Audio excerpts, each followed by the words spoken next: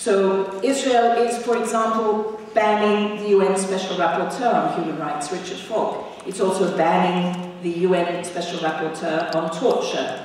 Obviously, you know that it banned and didn't allow in and didn't respond to Richard Goldstein.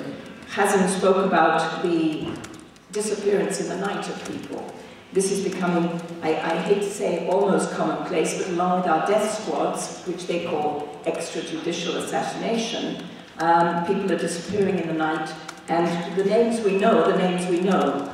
The people that we don't know are probably the less high profile, and I'm sure there are many. I was here 2 years ago, if you remember, with Mohammed Omer, and I didn't say to him, watch out on your way back, because I honestly didn't want to scare a guy who was enjoying freedom.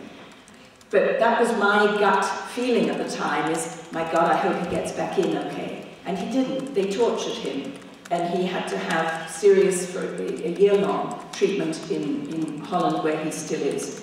Many, many ISMs not being allowed in, priests not being given permits. So if you expect the Catholic Church, for example, to speak out, no, they're having their hands tied and they are gagged by their need for permits because there are too many parishes without priests where the Christian Palestinian community lives.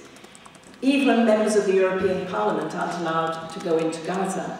They are being told, no, you're not humanitarian, you are political. They recently went in through Rafah, but when I was in Brussels at the European Parliament, the report at the time was, we are considering not going at all. NGO laws. There are various laws that are going through in the legislative process. One of them is to make it illegal for Israelis to speak abroad to so-called foreign entities if it's against Israeli policy. That means that what we're doing now would be illegal. They also have another law whereby we have to be, they say, more transparent. We're actually incredibly transparent, but they're threatening the tax-free status of NGOs. While I was in Norway now, somebody who's a little bit more aligned to the Israeli government, obviously, Yossi Alfa, who goes under the heading of being part of the peace camp, but isn't, he said that at least one of those laws, the one outlawing speaking in foreign arena, that is being shelved quietly. So, okay, they have shelved it, but we still don't know exactly whether they will, really follow through.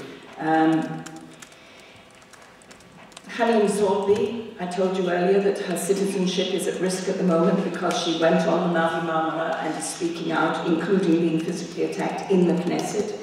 Israeli public opinion has come out saying, yes, we need human rights, but if any human rights workers are speaking out against Israel or threatening Israeli interests, and they are very nationalistic, obviously, the public, then it should be stopped and it should be banned if they are seen to be harming Israel. Excuse me. Yeah. I just wanted to say that even Jewish academics are not like Chomsky. Absolutely, you're right. Yeah, thanks for reminding me. A Jewish American. Yes, and many visitors are being turned back, and many of them we never hear about. But Chomsky was an exact example of Israel shooting itself in the foot big time. And for extraordinary reasons, they were upset that he didn't have an Israeli passport because he once lived there, and why aren't you visiting Israeli universities, from which you understand some of what I was talking about in terms of the psychology. Those are the notes that I made, because my apologies for not being more prepared. Over to Michal.